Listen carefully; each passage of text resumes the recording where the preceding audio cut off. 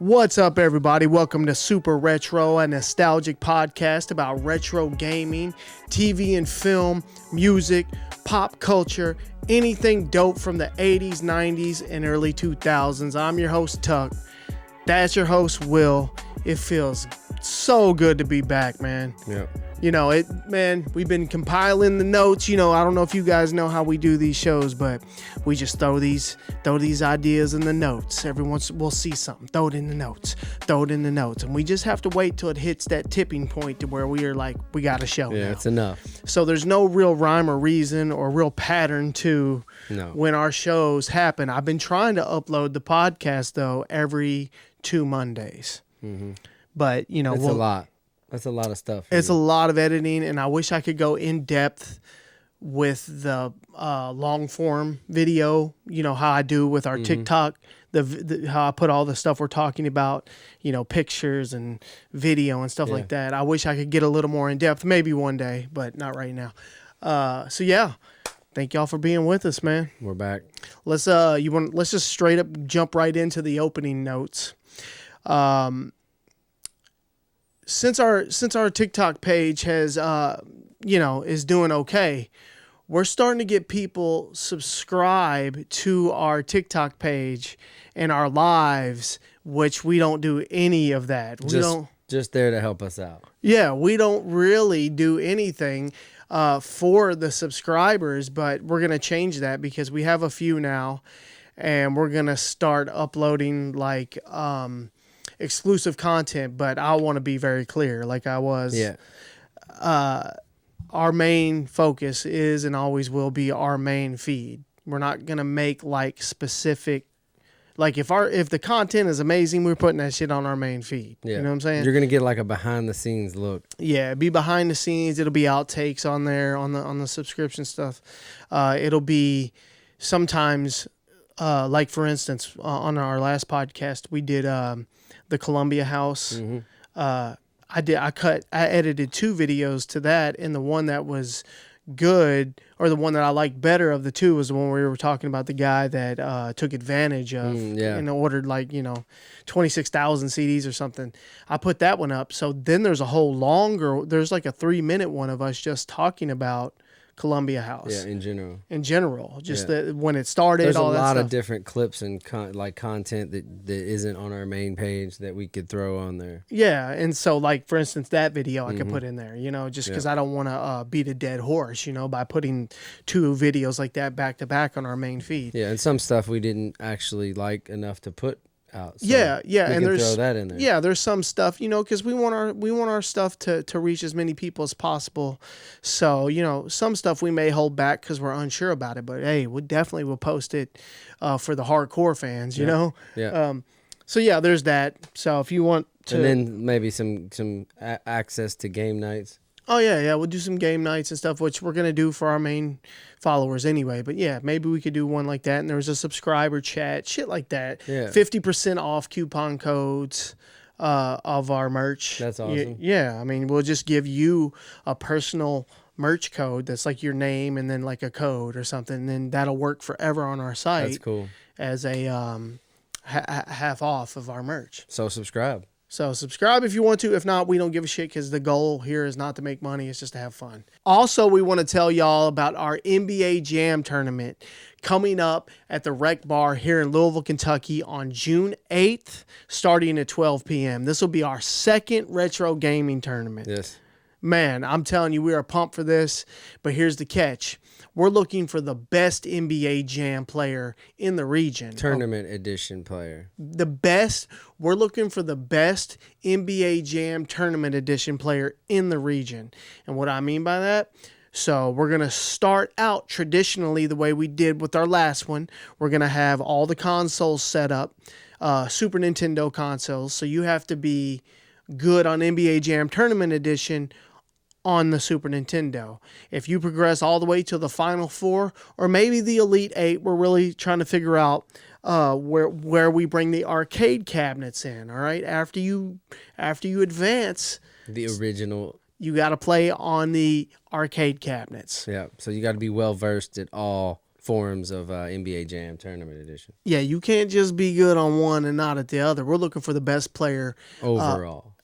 For sure. So that's going to be cool.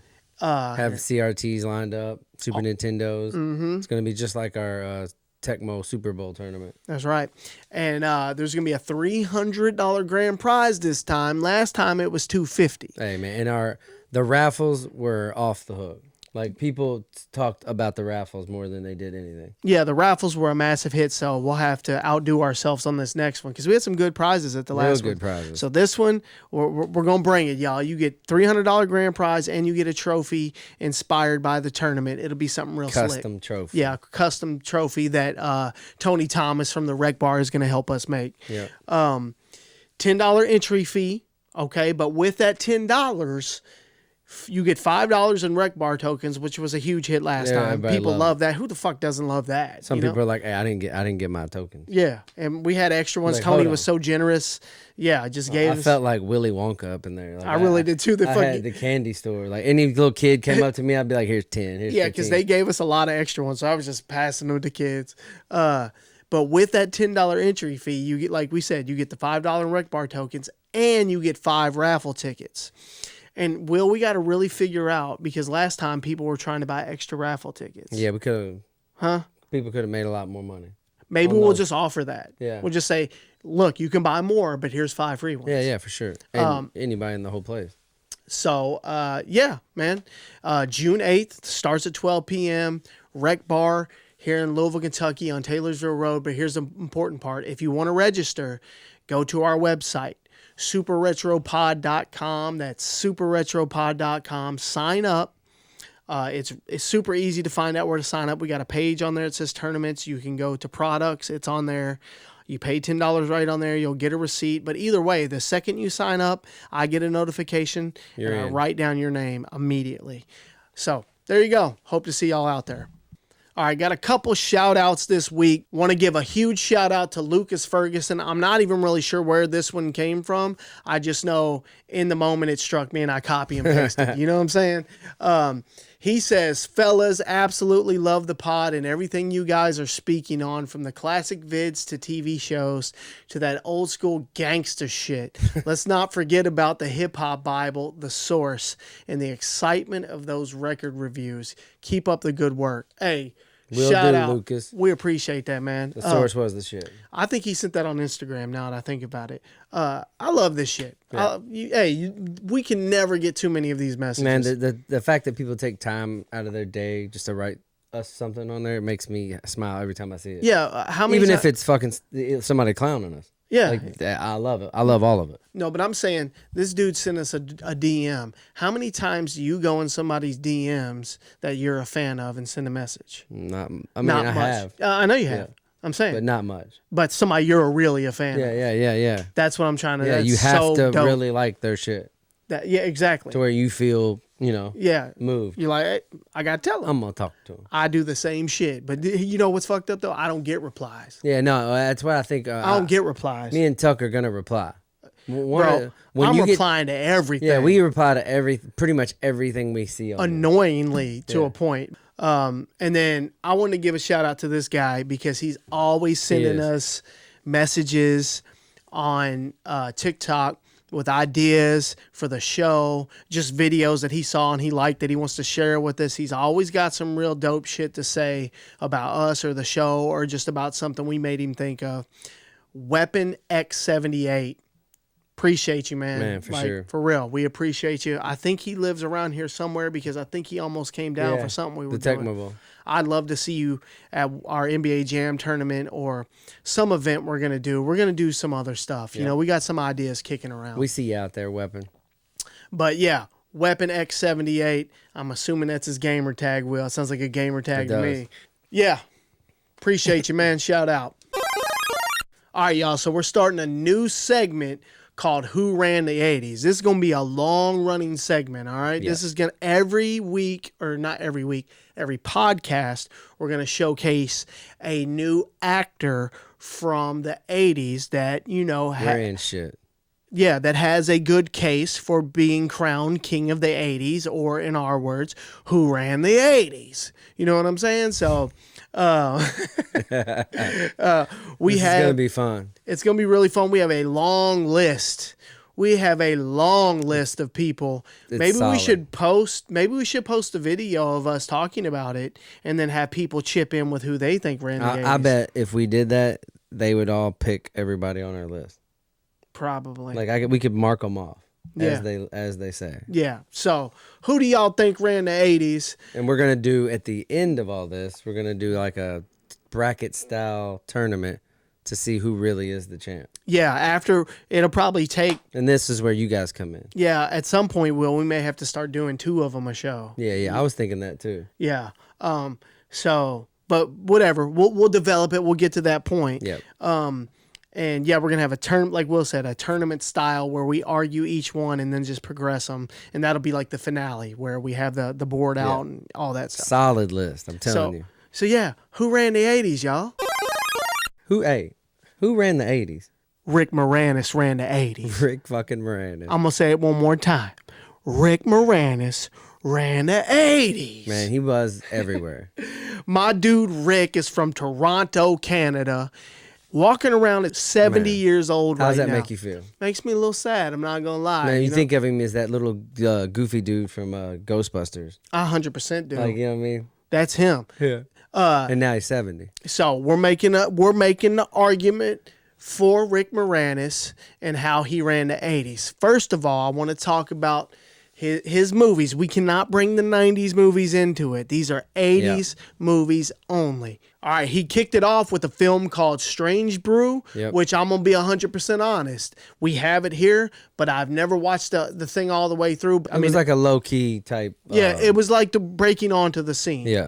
I do know it has a cult following, but hey, that's not what made him. The next thing he did after that, or the next thing that hit for him after that, Louis Tully in Ghostbusters dropped in 1984. And he killed it. My guy killed it. Like that was a movie about fucking ghosts, Ghostbusters, and like creatures from the fucking other dimensions and shit. And and some dude that was walking around like nerd as hell made an impact in it. You know what I mean? Yeah. Like you went away and been like, I know who that is. Like from then on, everyone knew Rick Moranis. Oh, dude. And what I can't believe is it was early on in his career. You look at his IMDb page. Yeah, I know. It's early, bro. Like he hit a home run, second at bat. Like his audition must have been money. I know it. And like I think it's just the role he got. Like it was such a, like not many people would have been able to play that role. Yeah. So like when he got it, he really nailed it. Because it went on to live. You know what I mean? Like he nailed it so much that he became that guy. Yeah. And then you seen him in other shit, and you're like, oh. He's a normal dude. That's dude from yeah, but you know what I mean? He isn't that like character. You know what I know. He was so good at acting. He was like, he nailed that role. Yeah, man, I loved him so much, man. As I say loved like he's dead, but we'll get to that. Rick Moranis was your dad. Rick Moranis, see, this is one. Was he my dad, though? Or was he like my uncle? Yeah, I think maybe uncle. I think Rick Moranis was more of an uncle figure. An older brother. I was going to say brother, but then I was like, well, uncle's closer to a dad. Yeah, Rick Moranis was my brother. Rick Moranis was my brother, y'all. My older brother. For sure. Like my older like when brother. He was Tuck was an accident, so he had that real old brother. Yeah. But yeah, he killed. I mean, like that's like hitting a home run your second at bat. You get Ghostbusters. Man. You know what I mean? Imagine going on like your third or fourth interview. Yeah. Or audition. Yeah. And you're like, oh, I got it? Okay. Yeah. And this is your... After Ghostbusters, my man goes and does the dopest film of all time for me. Like, this is my favorite shit right here. Little Shop of Horrors. Fucking Seymour Krelborn, okay? Fucking Suddenly Seymour. Y'all know what I'm talking about. 2 years he did those two movies. Bro, drop banger after banger. All right? Little Shop of Horrors does not get enough love. It does not get enough flowers from people. That is a fantastic movie. My man put that movie on his back and carried that whole thing. For sure. He was acting. He was singing. he had, I mean, just out of this world personality, interacting with this fake ass plant that looked amazing, and he made it. He made that whole film believable. Yeah, and he goes from Ghostbusters, the character, to that. How crazy! Like that's what I'm saying. That's why he ran the 80s. You want to talk about range? Yeah, look where he went from there. Then he goes from that straight into Spaceballs. I mean, that he just hit 3 different genres. As my man Dark Helmet, all right, which that's a great fucking name, it's Dark so good, Helmet, dude. But bro, a spoof on everything. I mean, can you just close your eyes right now and can you imagine him with that big ass helmet on, so with it open in the front and his glasses on? Good. That shit is fucking comedy. And Rick Moranis is like portraying of Darth Vader. Yeah. You know how funny that is? Alone. Yeah. So think about that. We're not even halfway through the list yet. Okay, think about that. This is why Rick Moranis ran the 80s. All right, he drops Ghostbusters on that ass in 1984. All right, he drops Little Shop of Horrors on that ass in 1986. He drops Spaceballs on that ass in 1987. That's 3 movies in 3 years. And then 2 years later, in 1989, he hits us with Ghostbusters 2, y'all. Yeah, and had a bigger role. Yeah, and had a much bigger role in this film. All right. And then, this is a classic right here. This is. I think it's his, out of all the ones he's done, like he's probably known for that more. He's known, this was his over-the-top commercial hit. Yeah. This was his family hit. This is what put him on the map as far as probably global. Yeah, permanently. Permanently, yeah. Honey, I Shrunk the Kids as one Wayne Selinsky. Same year. Damn, he did all 3 of those in the same year. Which ones? Oh, yeah. One next. No, he's Wayne Selinsky. No, I know. I'm saying the Ghostbusters 2, Honey, I Shrunk the Kids, and then the next one. And then the next one, Parenthood, with Steve Martin. He dropped all 3 of them, like Will was just saying. Same year. 1989, Ghostbusters 2, Honey, I Shrunk the Kids, and Parenthood. You got to be on fire to make 3 movies in a year. He did some more. He did some wild shit in the 90s too, but we can't talk about it. Yeah, this is just the 80s. We can't talk about it. So that right there. But dude, he ran the 80s and he jumped in at what, 5? 83 is when Strange Brew first hit. Yeah, he missed 3 years in the 80s and still ran it. Yeah. It's going to be hard to beat, my man. I don't know. I felt like he was just plucked out of our lives. He did disappear. But it was self-imposed. I knew this story before. I did too. I saw the notes. All right, and for everybody wondering where my man went, most people know, but if you don't know, here we go. Following the death of his wife in 1991, the difficulty of raising their 2 children on his own, and his increasing disenchantment with Hollywood, Moranis retired from acting in 1997. He had intended the retirement to be a sabbatical of a couple of years, but later realized that he did not miss the pressure. He still does occasional voice work. He did a lot of voice work. But in 2020, after a hiatus of nearly 23 years from live action films, Moranis signed on to appear in the new sequel to Honey, I Shrunk the Kids called Shrunk. However, as of 2024, the project has yet to proceed to the filming stage. Sounds to me like that movie's not getting made. Probably not. But, I mean, what a gap. 23 years. That's a lot. And to be on top. Yeah, he just said, you know what? Most people don't leave on top. You know what? He said, I'll see. I respect the shit out of that because, man, we know shit. Raising kids is hard. Yeah. With 2 parents. Oh, yeah. You know what I mean? So, imagine, and like, he could have paid people, but who wants to be that dad? Right. You know what I mean? Like, I'm going to go act while y'all grow up with fucking nanny. Yeah. But, you know. He made some money and was like, I'm going to get out. He's fine. I'm going to get out. He's doing fine. It'd be cool to see him back, but. Hey, Rick Moranis don't owe us shit. All right, y'all, new segment. It's called New Old Shit. This week we want to talk about the new Contra game called Contra Operation Galuga. This was released March 12th of 2024. We just got our hands on it and started playing it. This game is fucking awesome. It's pretty cool. This game is awesome, all right? Let me just give you a quick rundown of what the game's about. Contra Operation Galuga is a thorough reimagining of the classic run-and-gun NES/arcade game from the 1980s, featuring timeless gameplay, iconic weapons, modern graphics and sound, new stages, new enemies and bosses, new play mechanics, and an intense co-op combat for up to 2 players in story mode or 4 players in arcade mode.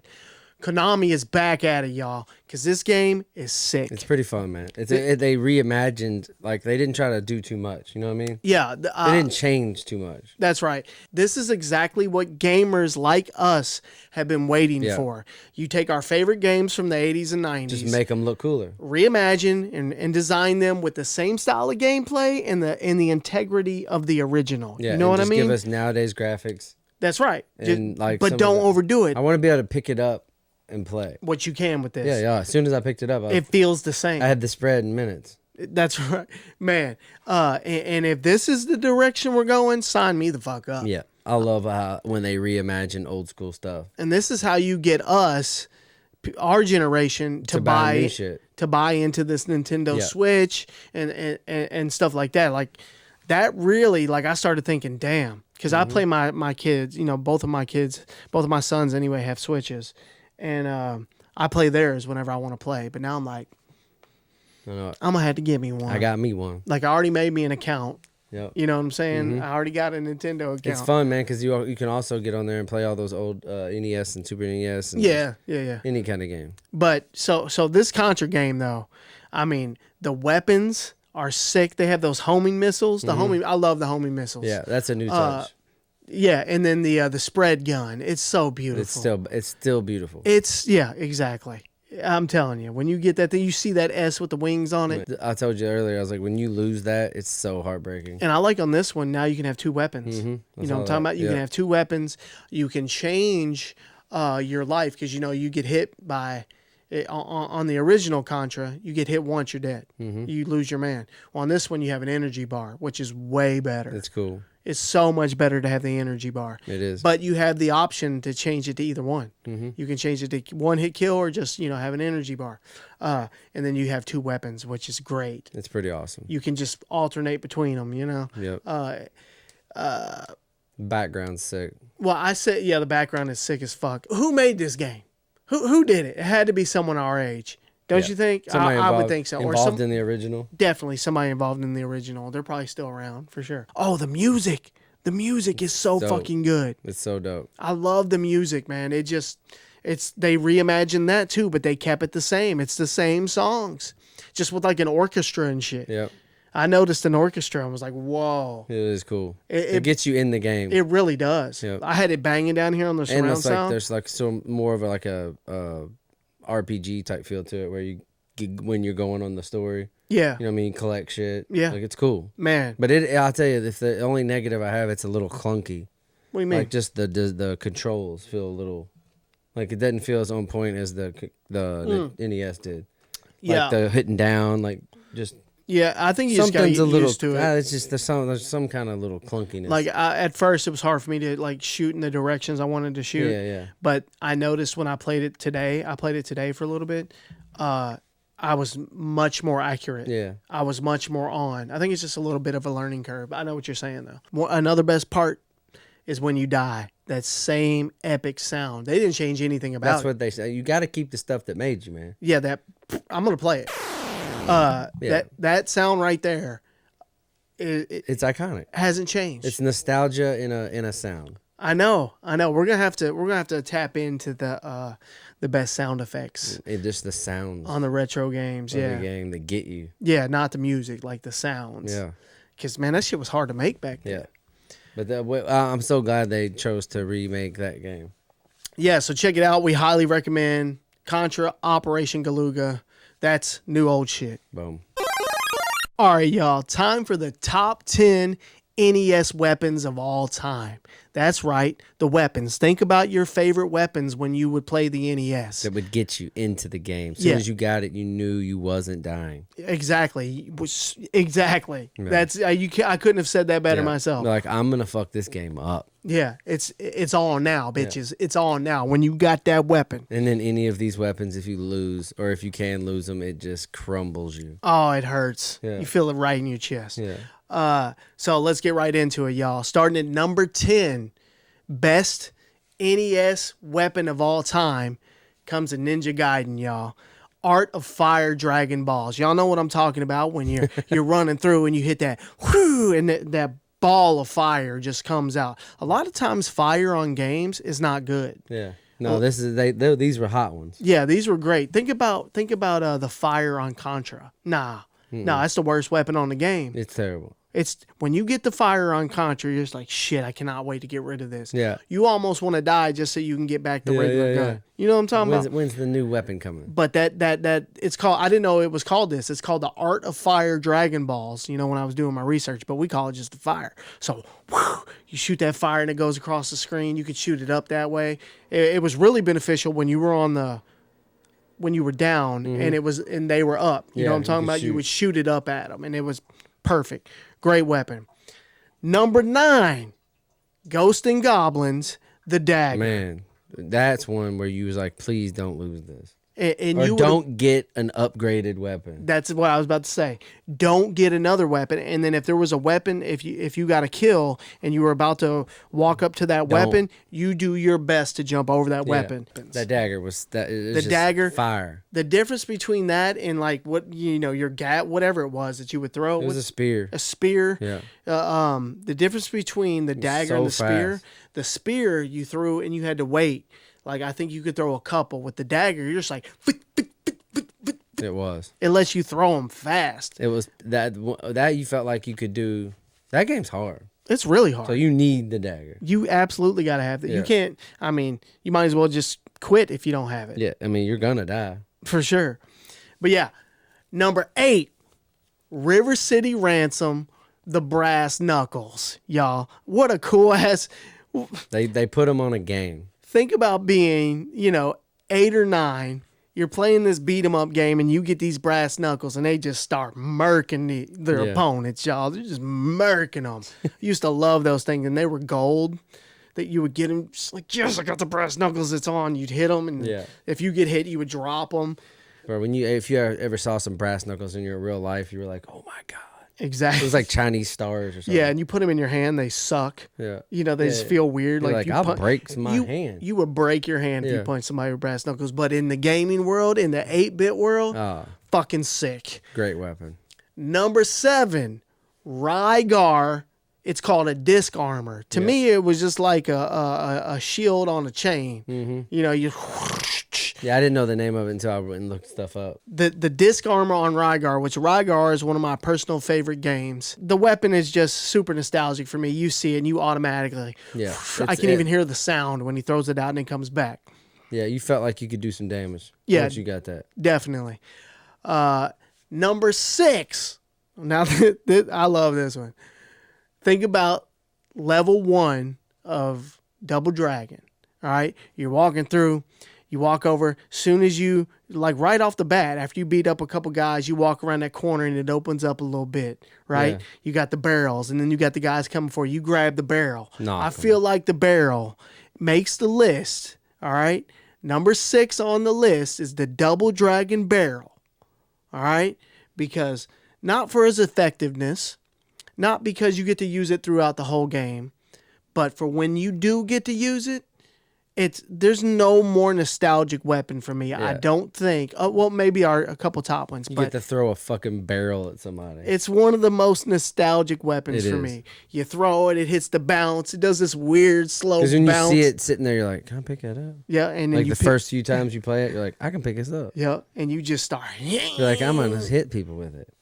And then the last one, you throw it. Yeah. It's like, damn. And then it like does the little flash and disappears. That's the worst when their weapons. When the weapons disappear, man. Come on, man. Let me keep the barrel for the duration. That'd be a good code. Yeah. Where you have the fucking barrel. Where's the Game Genie at now? Yeah. We need somebody to give us a code and make a barrel where you do nothing but fight with the barrel the whole time. Whole game. There's no other weapons. You're just throwing barrels, and they keep respawning. Yeah, you don't. It's the same barrel. Yeah. That would actually be hard as fuck. Yeah. But all right, number 5. This one right here. This is iconic weapon. Yeah, I think it could be higher just because of how nostalgic it is. Yeah, and there'll probably be some arguments to make it higher, but number 5 is a pretty good spot when you hear the rest of the list. Mm-hmm. Super Mario Brothers, the Fireballs. Man, when you first got those, that was another level. Yeah, it took shit to the next level, and you can hear the sound. Oh, yeah. I can hear the sound right now if you think about it. Just think about it. I know. I don't need it. Yeah. Oh, it was so good. I prefer the Fireballs over everything. Yeah. I'd much rather... Especially on the first game. Because sometimes you would get it... You would get something else and it would take your Fireballs away. Well, remember in the first game, that's all you really got. The Fireballs was it. When Super Mario Original, that's what made you special. Yeah. And then you just got small or just regular. Mm-hmm. You know what I mean? But then they started adding like the feather, the leaf, you know what I mean, flying, the frogs. They added all kinds of different stuff. It's an overlooked element of the game, if you ask me. I mean, I know it gets love. It made it into the movie. It was awesome in the movie. It was really awesome in the movie. But I don't know. I feel like it just think of, imagine Mario without the Fireballs. Yeah, it'd be different. It'd be weird. You know, one thing, I know you remember this, but like back when you played the original, say you were going to try to make a good jump or something, some kind of crazy jump. You'd always be like, boop, because you're hitting the same button. You'd throw that ball and then jump. Yo, you know what I mean? Straight up. It was funny. Like, you can still play that game and when you get that fireball, you're really, it's fun. Yeah. Like how many people you can take out. It's time to turn. You can just run and throw fireballs constantly. Yeah, and not have to worry about jumping. Yeah. All right, so sitting at number 5, hey, it deserves that spot. Wait till you hear the rest. Number 4, and this one's going to surprise a lot of people, but if you think about it, this weapon is absolutely savage. If you've played this game, you know about this weapon. And the second you get it, shit changes immediately. You can stay in races and finish where you need to finish just because of this weapon. What are we talking about? RC Pro-Am, that little red missile that you go over. They're so good. They had no business being that accurate for that kind of racing game. You know what I mean? Amazing point. You're like going fast as shit through this weird little race. It is so satisfying. Dude, I'm a fucking sniper with it. Yeah. Like, and it hits those other cars just enough to where they're screwed. Yeah. Like you're passing them. Yeah. The RC Pro-Am missile is on point. Bro. I'm here to tell you, I'm Steph Curry with it. Yeah, it is on point. He's like Top Gun over there. I'm coming around turns. Yeah. If I have the missiles, you're shooting them. I'm not losing a race. Like, I don't care if you even get kind of close to me. I'm fishtailing, or what do you? I'm drifting just to bait you into getting in front of me so I can pop you. Yeah. You could be turning as you turn. You'll turn a little too far just to shoot the next guy next to you. You damn and then right. Straighten back out. You damn right. You know what? I was just thinking they should really. Where's that game? They need to reimagine that one, re-release that one, letting everyone race each other. You know how they just did F-Zero 99? Yeah. Bro, let's do RC Pro-Am 99. fucking however 20. many. Yeah, come on. And that's another game you didn't get to race against everybody. I know. Imagine it as a 4-player game. Because that was a hard game.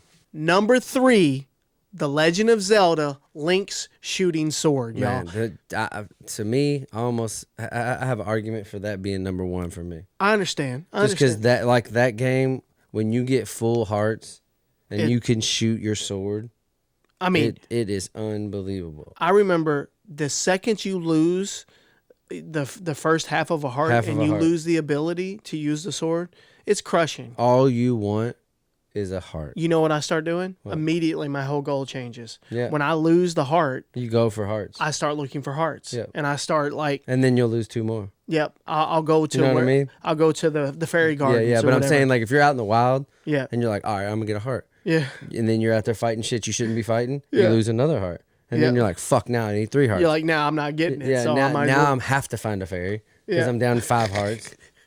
Like that, hey, you just felt so powerful shooting a sword. Yeah, like how badass is that? It's basically a laser sword. You know, it shoots a laser and and that game was explodes. so relentless out there. If you were just trying to stab shit in your proximity, yeah, like that was. It immediately the whole tone changed. Yeah, if I could sit here and shoot you from afar, it's pretty fun. But just think when you were having a rough go of it, and then you got a fairy, and you got up. Oh, as soon as you got that sword, you were like, whole demeanor changed. Yep. You're firing them left and right. So yeah, I mean, definitely, I would list the arguments that Link's the top three sword is I'd hear you if you thought it was a number one. These top three could be one. All right, number 2. Mega Man, the Metal Blade. It's a badass weapon, y'all. It really is. You see that thing in action, I mean, it feels good shooting at it. It's like you're shooting a damn, a chop saw blade. And you can shoot that one in every direction, which is real dope. Yeah, it's a pretty cool change up. It really is. And, when you do a little research on this, it gets credited with being the top weapon of all time by a lot of people. Any lists that are out there, it's always towards the top, which, by the way, it's hard to find lists on this. So I'd say ours is one of the few out there after we released this of, top NES weapons. So yeah, the Mega Man Metal Blade, just iconic weapon, pretty much synonymous with Method Man too, bro. Pretty much synonymous with Mega Man, that, and obviously his balls that he shoots. Number 1, I think everyone could guess it almost. Yeah, I don't even think we had to, we don't even need to explain it, but we're going to. Contra. The spread gun. The spread gun, y'all. When you're going through, you see that little thing come through, you're and like, if you see an S hanging from that thing, that S pops out with them wings on it and is just sitting there. It's like, you will jump off cliffs to try to get that. You will risk your life to get that spread gun, and if you're playing with a partner, it's a flat out race to see who can get it. Have you noticed that? There's no etiquette when it comes to that, bro. Who you shot it? I'm getting it. Yeah, sorry. If you shot it, I don't care. Hey, if I'm closer, I'm getting it. My bad. Hey, bro, it's up here. Sorry. Yep. Be like, you're at the bottom. You're way down there. How you gonna get up here? Yeah. You can't even get up here right now. You be trying to make jumps you can't make just to get the S. Yeah, and there's this like that understood thing between you. It's like, all right. But you know what though, on that game, as long as somebody has it, it's gonna help you. That's exactly how. You're like, hey man, there's an L up here if you want it. Yeah, nah, I'm good on the L. Laser. And then the fire's trash. I don't want that fire. Spread, if you get the spread and the machine gun, bro, you killing everything on screen. That's right. So nothing more iconic as far as NES weapons are concerned than the Contra spread gun, and I don't think there's many people that could argue with that. No, it was so overpowering. It's one of the most iconic weapons in retro gaming history. I mean, you can put it up against the SNES, the Genesis, whatever else you want to bring into the fold, Nintendo 64, the Contra spread gun. We still remember it. Is the best NES weapon of all time. Yeah. Who remembers Thrasher Magazine? I had so many fucking Thrasher magazines, dude. It's basically it's referred to as the skateboarding Bible. Yeah. Skater Bible. They were extremely connected to actual skateboard culture. All right? It was. And they had their ear to the grindstone, as they say. Absolutely. Is it nose or ear? I think it's both. Okay. Well, it's on that motherfucker. So we want to tell y'all a little bit because the history of it is pretty cool, and there's some, with everything, if there wasn't a cool story behind Thrasher, then it wouldn't be. I feel like it wouldn't be as authentic. Because as a kid, I don't think I knew any of these. No, I didn't know any of this shit. I was just loving that skaters were in a magazine. So, Thrasher Magazine was founded by Eric Swinson and Fausto Vitello. They met in the Army Reserve, and at some point, they formed a super strong friendship and would go on to create a truck company, a skateboard truck company, which was a few years before they founded Thrasher. All right? So the industry at the time was booming when they started it, but actually their first trucks weren't great. They kind of sucked. but they kind of redesigned them and re-released them. Took over. And they, as soon as they released them, their new redesigned truck in the late 70s, shit took off, and they had 50% of the whole market share immediately of skateboarding trucks. Yeah. So yeah, it was a huge success for them. But with anything, you know, in the 70s and late 70s, skateboarding was looked at as like a fad, and a lot of people did kind of jump on the bandwagon with skating when it first kind of hit. It's had a few ups and downs in the skateboarding, and that was the first one. Yeah, it almost died. It almost didn't make it. It came down from that, and their truck company, you know, they're like, shit, what are we gonna do to sell these trucks? Yeah. Like, holy shit. So since a lot of the magazines that used to print stuff about skateboarding, they all went away. They all started covering other shit, like ridiculous shit. They were covering just like surfing, anything. Yeah, yep. They were doing that shit, and so these guys were like, well, we'll make our own skate. Yeah, let's make our own skate magazine. Yep. You know, and distribute it around here to sell our trucks, which was really the goal.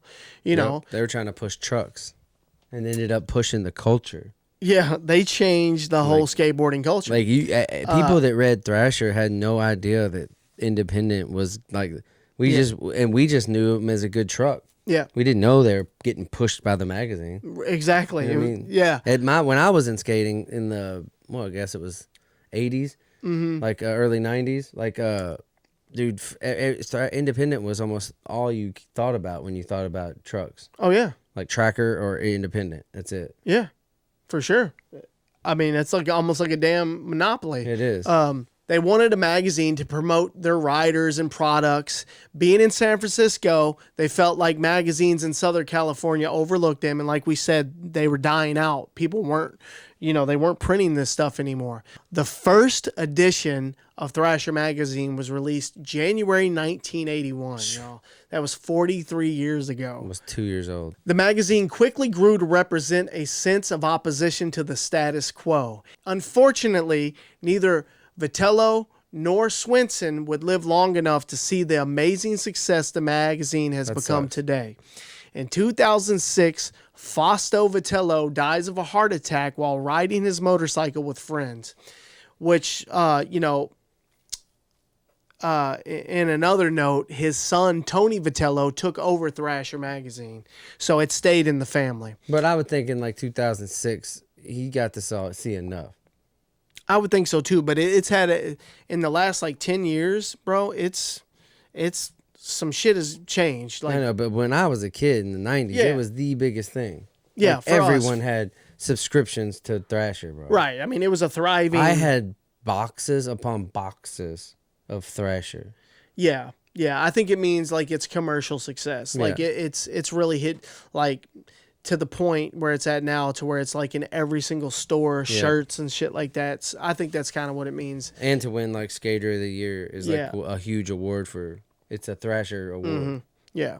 And so, and then Eric Swenson, which was the other founder, in 2011, was found dead in front of a San Francisco police station. He offed himself from being in so much pain from an old motorcycle accident. He did it in front of the police station so his family wouldn't have to find his body. That's wild. The legacy that both of them left behind and their impact their magazine continues to have on the skateboarding industry is really immeasurable. Yeah. I mean, you can't, it's just part of pop culture. It's cool that they could create something that goes on it'll live forever without them, Yeah, that's all you can really ask for. I want to do that. That's all you can ask for. I want to do that. All right, now insert Jake Phelps into this conversation. A real rattlesnake, if you will. All right, in 1986, Jake Phelps met the owners of Thrasher at Concrete Jungle Skate Shop, and they asked him to write for the magazine. So in August of 1986, Jake becomes an official contributor at Thrasher Magazine. In 1989, he became the shipping manager. 1992, he becomes the associate editor. And then in 1993, he was made the editor-in-chief, a title he would keep for the rest of his life. Bro, every company has to have like a guy like this. This is the guy right here. This is the guy that defines Thrasher and what Thrasher's all about. Yeah. All right? Jake spent a lot of time in the hospital beds. He claimed to have a 290-page medical record that detailed 7 knee surgeries and fractures to his legs, pelvis, collarbones, thumbs, and skull. That's my guy was out here. That's skateboarding. My guy was skate or die, literally. If you skate, you're gonna have some of those. Yeah. Jake passed away on March 14th, 2019 of acute fentanyl intoxication in San Francisco at the age of 56. And he was cremated with none other than his skateboard. That's awesome. How fitting is that? Yeah, R.I.P. to one badass motherfucker. I have some more stuff to talk about him, so listen to this. So Thrasher grew up with the California punk and hardcore culture and became a set part of the subculture. Even back in the 90s, everyone from the Beastie Boys to Sonic Youth used to wear Thrasher clothing and appear in the magazine. Mm-hmm. Over the years, some celebrities that are not quite as on brand have started wearing Thrasher clothing, such as Rihanna, Justin Bieber, Tyler the Creator, Ryan Gosling, Bella Thorne, and Adam Levine, as well as tons of other celebrities and models. When asked by the media, Phelps said, "We don't send boxes to Justin Bieber or Rihanna or any of those fucking clowns." My guy was not having it. He just, don't be a poser. Yeah, he was all about skaters, bro. Like, if you're a skater, wear the shit. If not, you're a poser. Although, Bieber can skate. Yeah, but is he a skater, though? Yo, he's better than us. Yeah, for sure. Many skaters have reacted to pop culture trying to jump on the skateboard fashion trend, and Phelps even commented saying it was corny shit. Yeah, they're just trying to hop on the brand. Yeah, for sure. They're just oh, it's cool. And the way they made it is just for the skaters. And they'll be done with it. Yeah, it's like it's the term poser. Yeah, that's what I keep saying. Look, I wrote it right there. Yeah. Posers at the top. Yeah. But Thrasher is actually bigger now than it's ever been. Their website currently gets 2.5 million visitors a month. So that's good. Like you were saying, think about all them subscriptions we used to have. I know I had one, and anytime that I didn't have one, if I was like in Walgreens or a store like that had the magazine rack and I saw it, I was like, let me get that. Bro, I got one now. It's still cool, and the ads are so like skateboarding. It still keeps that punk, vibe that they had back then. Yeah, that's like that's the equivalent of being on the cover of like Slam magazine for a basketball player, or even Sports Illustrated, and like the ads are just so perfect. If you're a skater making it onto the cover of that's still Thrasher a huge magazine thing for skateboarders. That's like an honor. Mm-hmm. But yeah, Thrasher Magazine, y'all. What do y'all remember about Thrasher Magazine? Who remembers Chuck E. Cheese, y'all? Fuck everybody, bro. I'm telling you, if you didn't have your birthday party at Chuck E. Cheese in the 80s, you wasn't shit. You didn't have a childhood. Yeah. And don't hit me with that we were poor shit, because it didn't cost nothing to do that shit. Everybody was there. That's where poor people went to have their birthdays. Yeah. If we did it, y'all should have. Yeah, for sure. Bro, the funniest thing, and that's what I think of immediately, was the fucking animatronic animals. Bro, the animatronics were fucking... They were so, they were even creepy then. They were creepy as fuck. You're like, hold on, man. Was that supposed to look like that? Yeah. Even as a kid, you knew it was creepy. Shit was absolutely unhinged, dog. Like, I remember in the 80s and 90s, Chuck E. Cheese was unhinged. Not only did it have these creepy-ass animatronics... Like having a show. Yeah, they were doing a show every 8 minutes. Pizza Time Theater. The curtain would open, and it would be fucking Chuck E. Cheese, and they're just dropping. Like, he was rude too. He would tell jokes and shit, and interrupt people. Looking back, there should have been some kids that went missing. You know what I mean? How shady it felt. I'm shocked, because there was also the one that a couple of them that I went to. There was this other little area where you could climb under shit. No, and bro, it was all carpeted and stuff. Yeah, it was a cheese. It was a cheese maze. Yeah, and you were inside this little weird maze. Like that. And we could have been gone. That's what I'm saying. There was a whole society back there. And our parents didn't give There was a pecking order back there.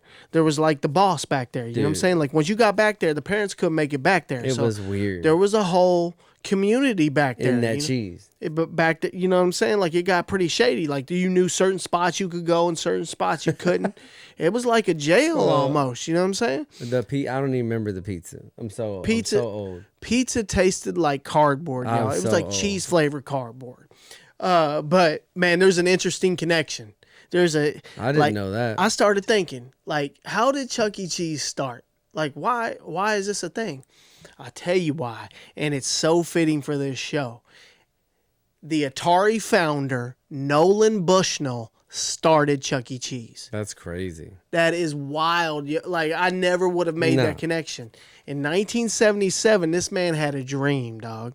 He had a fever dream.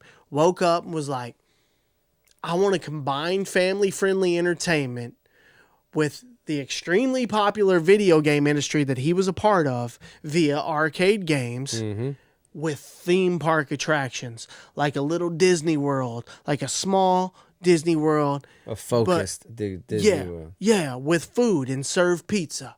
All right? So he created this cast of characters because it's not just Chuck E. Cheese. There's all kinds of characters. He's got a gang. His band they're rough. If they caught you in the alley, bro, you might take an L. They whoop the Looney Tunes. So Nolan Bushnell created these characters to rival, Disney and the Looney Tunes. Yeah, he had to make his own thing. But they did kick around a few different name ideas, which I thought was interesting.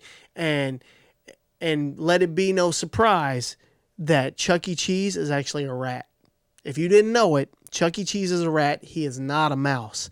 Now, we'll get into it here in a minute why you might think that. There were the few of the names they kicked around. The first one they kicked around was Coyote Pizza. I'm going to make it fun. We starting our own pizza company. Yeah. And the second one was Rick Rat's Pizza. Rick Rat's Pizza. But they thought that wasn't a good idea because you don't want to associate rat with food. It's like, is there rats in there? Chucky. So they changed the name to Chuck E. Cheese because it forced you to smile when you said his name. Like, watch, Chuck E. Cheese. Like, what do you tell people when you smile? That's a pretty good, it's pretty cool. So the first Chuck E. Cheese opened May 17th of 1977. That's awesome. In San Jose, California. So, this shit's straight from the 70s. That arcade in the front, bro, was genius. Hey, arcade in the front, Pizza Time Theater in the back. Where every 8 minutes, the curtain would rise and Chuck and his band would break into their set. And creep you the fuck out. Shit was creepy as fuck. Like, their eyes would blink, like, not at the same time. But these animatronics at the time for the 70s. I've never seen anything like it. The shit was futuristic and cutting edge. Like, and people were flocking to see this shit. But little fun fact about Chuck, he was actually in the 70s and even into the 80s and before he was redesigned, like the Chucky we know was a streetwise, sarcastic, New Jersey-born, vaudeville jerk rat comedian that smoked cigars. Like, if you go back and look at any footage from back when you were there, he's like talking and singing and telling jokes and shit with a cigar.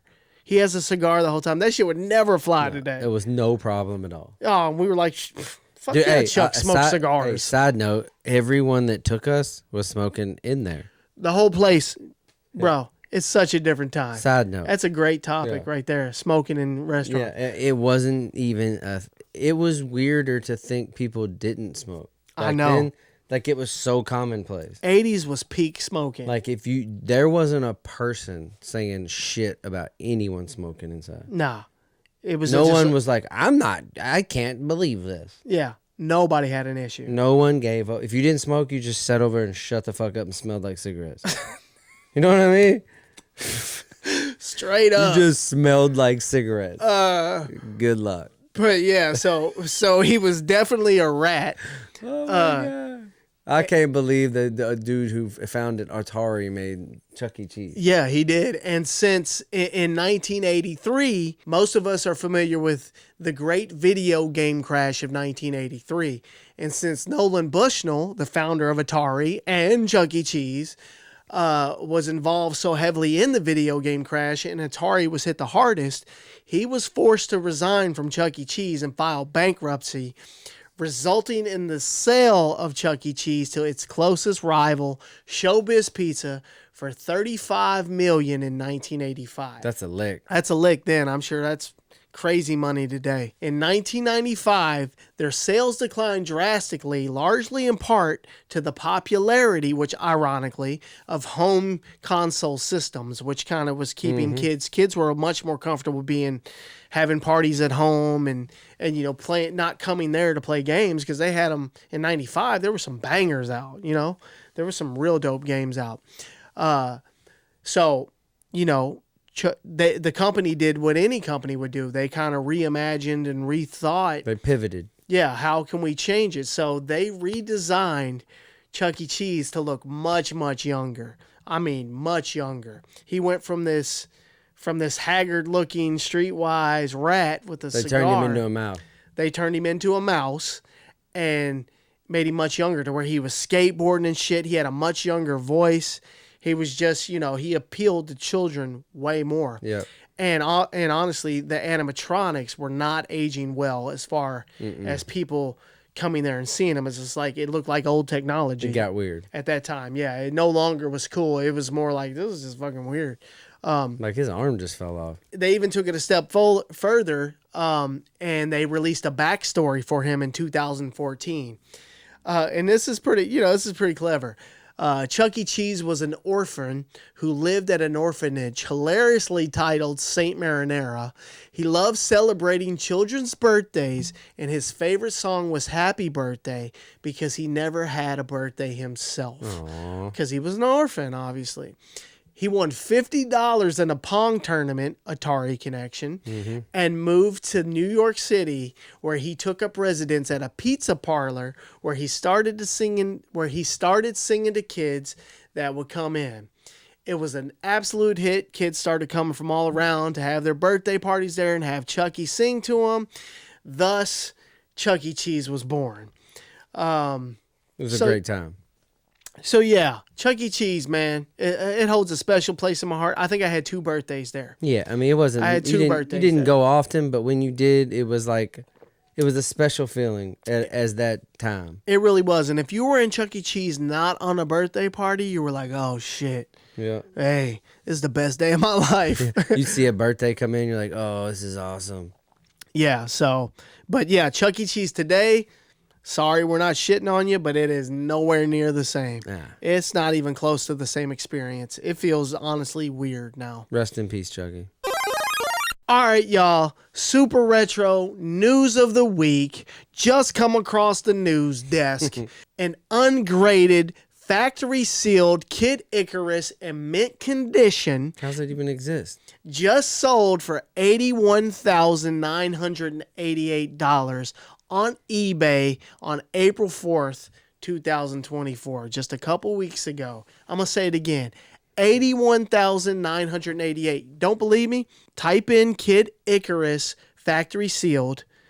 Go to sold on eBay, and it's right there in one of the top games. Insane, bro. $81,000? I mean, and we're talking about, if people don't realize, we're talking about a Nintendo Entertainment System game. In the box. A regular, original Nintendo game that's sealed from when it was made. There's not a lot of details on it. I haven't seen anything online about it. A bunch of other stuff comes up from like 2019 where a guy sold one for $9,000. But I don't know if the market's inflated this much. I don't know what's going on. The guy wanted it. Fuck would pay $81,000? P. Smith wanted it. Yeah, no, that was the seller. Oh, okay. The seller was P. Smith. That's really the only information that's like out there. Post Malone or something. No shit. It really probably is. He probably bought it. You know what though? The pictures do make this thing look immaculate. The pictures look sick. I mean, this thing is pristine. I mean, dude, there's no chance. Like, it's hard enough for us to get just CIBs, like complete inboxes of shit that was from then. To have something that never was opened? Yeah.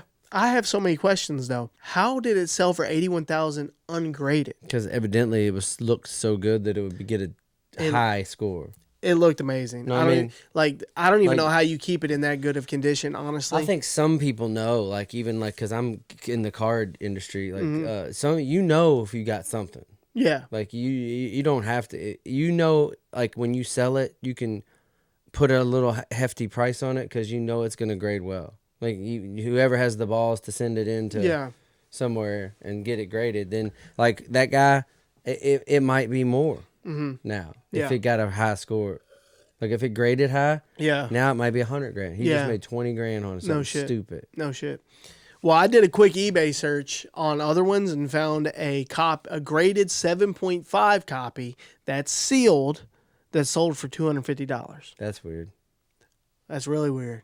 But I know once you get up into the high 9s, it changes everything. So I think a 10 would change. You know, it would drastically change something. But yeah, so I don't know what's going on here. That's why I have questions. Might be fake. Might be a fake purchase. Yeah, leaves me no choice but to ask, what the fuck is going on? All right, $81K, bro, that's a Range Rover. Mm-hmm. That's a nice-ass boat. That's more than a lot of people make in a year. 100%.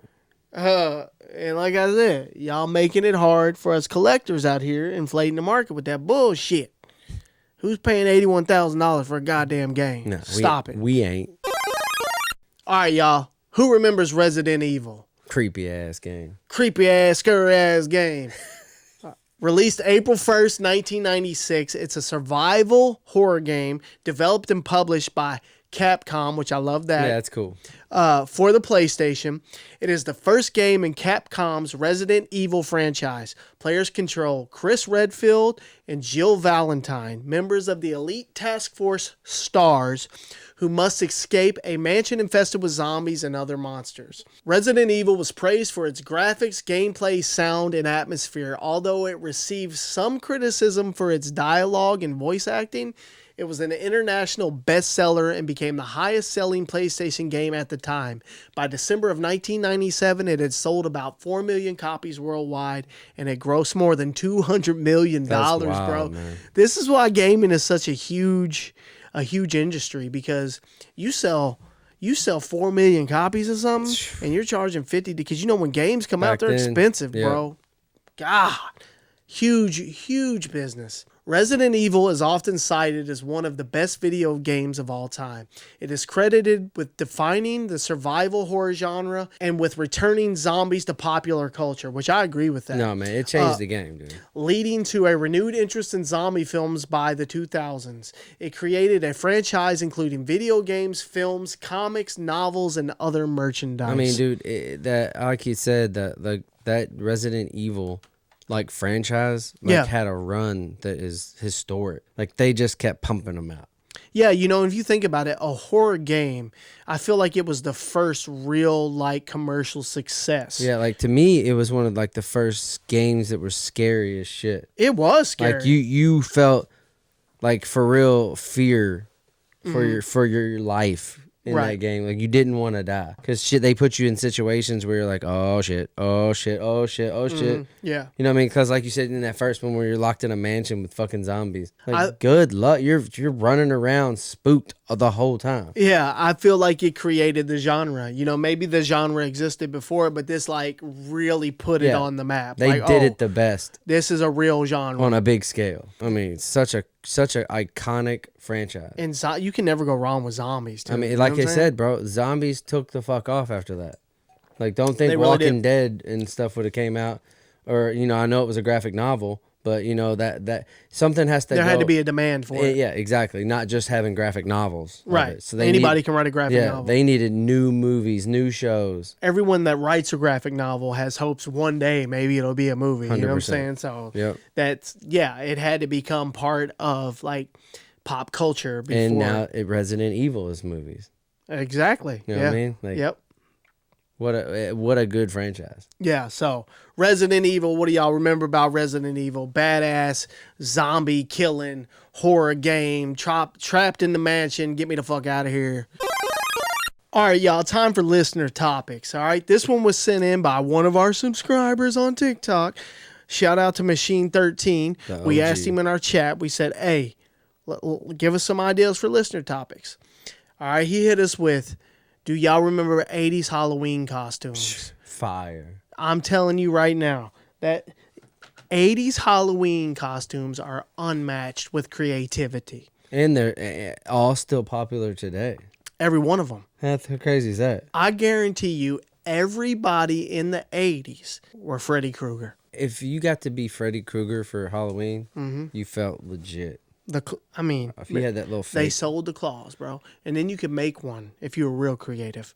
But when you got one, somebody bought, so far. I want one right now. Yeah, straight up. Wow. I remember, you know what I used to do? One year, didn't have a lot of money. You know what I'm saying? Mama was doing the best she could. We didn't have a Halloween costume. Don't tell me you made one, bro. Bro, we made a Halloween costume. Took a sheet, ripped the whole sheet up, wrapped it all around my body.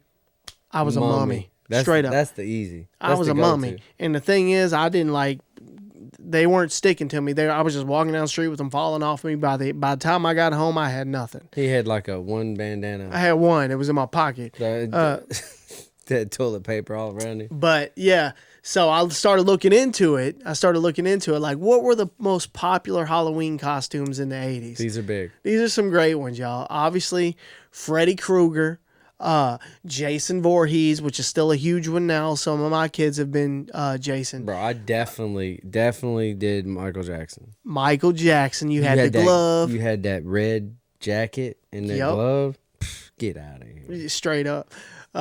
Pac-Man kept coming up. I don't remember Pac-Man being huge, but it makes sense because the video games were hard. He's hard to portray. Yeah. Teenage Mutant Ninja Turtles, of course. Everybody, my fucking kids were the Turtles 2 years ago. I know. It's still huge. It's amazing how much the 80s has impacted, pop culture today. It's still here. Ghostbusters. Kids are Ghostbusters now. All the time. My kids have been proton Ghostbusters. packs. And they got the whole shit. Yeah. Make sounds and everything. Yeah. They even got the thing you throw on the fucking ground and try to catch the ghost. Yeah. Madonna. Of course, all the women were Madonna. This one popped up. Rubik's Cube. How will you just dress up as a cube? I guess you're just a big ass. You put a box on. That's pretty creative. You put a box on, just put the little squares all over it. Definitely rock stars. Definitely rock stars. Long hair. Axl Rose. Some kind of little shirt. Some fishnet. Straight up. Some stone wash. It's still done today. People still do that. Get you acid wash jeans. Yep. Bro, we gotta talk about that one day. You already said that before. What? You said we got to talk about acid wash jeans when we were talking about Kmart. We got to. We gotta get some. Yeah, I probably have some upstairs. That'd be fire. And then classic horror icons like Dracula. These were a mainstay. Frankenstein. Wolfman, bro. Every year somebody was one of those. Yeah, we were all Dracula. That was the easy one. You would just get the face paint. Everybody was a vampire. You got the teeth. And if you felt real creative, you tried to do Frankenstein. Right, it was hard. Yeah, it was hard. It took some fucking commitment. Right. So yeah, I remember I was a hobo one year. You know what I'm saying? I just went out, got a stick, tied a bag on it, like a pillowcase on it, and just looked homeless. And I was like, I'm a hobo. I definitely was a clown one time. Yeah, I was a clown too. Just dressed up in like big baggy clothes and everybody was a clown and a fake nose. Everybody was a hobo. Yeah, you had the wig, the rainbow wig. Throw some makeup on your face. Yep. Bro, I got a funny story. It might not have anything to do with it. Go ahead. Last Halloween, this dude was standing out of his house with a Michael Myers whole fit on. Yeah. And these kids didn't have a fucking clue who he was or that they should be scared of him. So they were just all like, it happened like 20 kids. They were just walking up, getting candy, walking away. Yeah. And I was like, they were like, who was that? I'm like, our anxieties heightened. Bro, they had no clue. They all would have been dead. Yeah. Everyone would have got the dagger. Yeah. Because they were just literally all walking up going, oh, cool, trick or treat. I know what you're saying. Like, then not one kid knew who Michael Myers was. I know what you're saying. I've seen that happen hilarious. Too. Yeah, that's And I was like, look, nobody's scared. I'm scared. Like, we see him as 40-year-old men. We're like, nah. Yeah, I was telling... I'm not going... It's like that on Halloween. I'll try to walk up. I'll try to walk my kids up or something. I'm just like... There's somebody gonna jump out and scare me now. Like I'm on edge the whole time. I was like telling don't go, don't go. like I swear to God, I'll be walking with my kids on Halloween and see a certain house and be like, man, I'm not ready for that shit. I'm gonna skip that one. I'm gonna skip that one. Hey, y'all did too good. Y'all did too good up there. Yeah, you're doing too much. Yeah. You're doing too much, which, back in the day, I loved that shit. Me too. So, yeah, there's 80s Halloween costumes. Great topic, man. Great times. Great follower topic, Bro, man. also, I don't know if I know you did the same shit. What? Imagine trick or treat back in the 80s and 90s. Like, they don't do that now. I know kids can go to like cool neighborhoods Oh my God. and get more I know where candy you're going. than anything. But we went miles away. No one was with us. No one. We That's went what I was to about to say. neighborhoods that we didn't go to. We would just go. Yeah. And when are we going to stop? Who knows? When they stop giving candy out. We didn't stop. That's what I'm saying. Like, I'm going to go to as many streets as there will give candy out. For sure. You know what I mean? Yeah, and that's funny you say that because I can't tell you one time that I ever remember my mom being there. Obviously, when I was really young. That was the only last time I remember. But the second that I was able to click up with the boys. We would meet at someone's house. And go. And they'd take pictures. They would take pictures initially. Yep. And then we would go. That's 100% what would happen to me. My mom would help me get dressed and do all that shit. You'd have like 4 guys at your house. And then she would just cross her arms and just like, we'd be like, go out into the world, son. We'd be standing in front of the front porch or the front like this and go. And then that's all. That was Halloween. We wouldn't come back for 4 hours. You'd have a fucking pillowcase full of candy. I'm talking about, there was a couple years where I'm coming home and dumping and then going back out. Oh, yeah. Because our neighborhood that we grew up in, huge. Yeah, they turned up. Huge. Then you have them weird fucking people that give like apples and shit. Yeah. Like, hold on, or bro. pennies in a bag or some shit. What? Bitch, nobody want no goddamn pennies. Did you just give me an apple? And That's the why I had to start taking my shit to the hospital to get it x-rayed. Do you ever do that? Yeah. But we would not be able to eat our candy once at a certain point. Yeah. And take our shit to the hospital to make sure people didn't put needles in it. Yeah. What? And bro, I don't, like now my kids go trick or treating and, they get all excited. They come home and then we let them eat like 4 pieces. 100%. And I'm eating their candy for the rest of the year. They eat like 4 pieces that night. But bro, back in the day, I crushed it. I'm ODing on candy. 100%. When I come home, ain't nobody telling me shit. No, my parents never said one word. I'm posting this, so I can't anymore. All that candy was my property. Like that was mine. Yeah. I worked hard for this shit. Don't touch it. Don't tell me when I can have it. It's my goddamn candy. Now we still, how fucked up are we? We got to live like that, and we steal our kids' candy today. Yep. And don't let them watch the shit we used to watch. Ain't that fucked up? Man. What are we doing? But yeah, great topic, man. That is. Who remembers the ice cream man, Who remembers that fucking sound? You could be doing anything in the world. Anything. You could be playing intently. Sleeping. You could be, sleeping. Taking a nap. You could be in the middle of a game that you really care about, and you hear that little ding, ding. Ding, ding, ding, ding, ding, ding, ding, ding, Bro, ding, ding. You hear that shit coming down the street. Everything stopped. Bruh. And then you started panicking and going through a checklist in your head like, do I have money? Oh. Is there anybody home? Can I get money from someone around me right now? All that shit. How far away are they? How much do I need? How much time Yeah. do I have? Can I go home? Do I have? Do you think I can make it home, get that, and come back to get enough for a catcher's mitt with a gumball in the middle? Man, straight facts right there. You would do you weren't good. I was never good at math. You know what I'm saying? Neither. But I could do the fucking equation in my head quick when I heard how far away it was versus how far the money source was versus where I was at. I need you know what I'm saying? I'm like $1.25. computed that shit quick. Like I'm a mile away. My dad will give it to me. Bam. Because then you had to run home, get the money, then go catch this motherfucker, hoping he stopped to give somebody else ice cream. At the end of the street, you're like, oh, he's still down there. Yep. He hasn't turned around. Because I lived on like a dead end, so they'd have to go down our street and then turn all the way around and come out. It wasn't a cul-de-sac. We was poor. Yeah. It was just a street that fucking ended. Yeah. You know what I mean? So he had to do some kind of weird turn in somebody's driveway and then come back out. You hit him on the out. Yeah, bro, the relief you felt when you stopped him. And dude, I don't know about y'all, but our ice cream trucks, the creepiest kidnapper vans you've ever seen. 100%. The more creeped out you are by the ice cream truck, the better the service is. Man, you know what I'm saying? Because then when you got away, you felt like you really got away. Yeah. Ice cream cold as a mug. You know what I'm saying? Those pictures on that sold that ice cream like... Bro, but wait. Tell me how often this happened. This happened every time. I already know what you're going to say. You sit there, you're on the side of the truck. You're like, yeah. There's a couple people in front of you. So you got a minute. You got a minute to peep the scene. It's like, yeah. You know options, bro. You got options. You got what's the one with the red, white, Push and pop. blue? No. I know what you're talking about. You know what I'm talking about? The red, white, and blue joint. Yeah. The rainbow something. Yeah. The bomb pop. Yeah. The bomb pop. And then you got the catcher's mitt with the gum in it, which was kind of whack for real though. But that gum was fire. Hey, that consistency is also weird. Yeah, I can remember that weird. Consistency. Of it that. wasn't like, ice what the cream. fuck is that? It wasn't ice cream. I don't know what that is. But nah, what I was gonna say is, they never had what you wanted. Oh yeah. I can't tell you how many times you'd be like, let me get that one.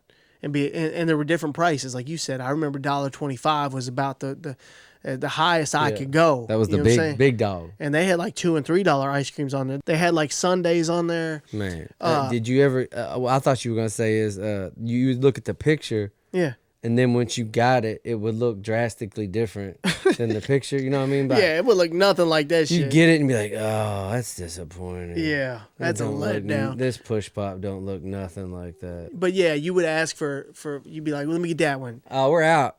Ice cream, we don't have it. That's out. Or you'd see like a fucking X on. There'd be an X on it. Yeah, for sure. And you were like, oh, fuck. Yeah, and then you just settle for a bomb pop. Yeah. But the ice cream man, our ice cream men were always smoking. You know what I'm saying? This was the 80s. Yeah, they didn't give a fuck. They're smoking. The van is just polluting the whole fucking neighborhood. They take straight cash. Yeah. Oh, for sure. Straight cash, homie. Straight cash, homie. And yeah, you hear that song. Bro,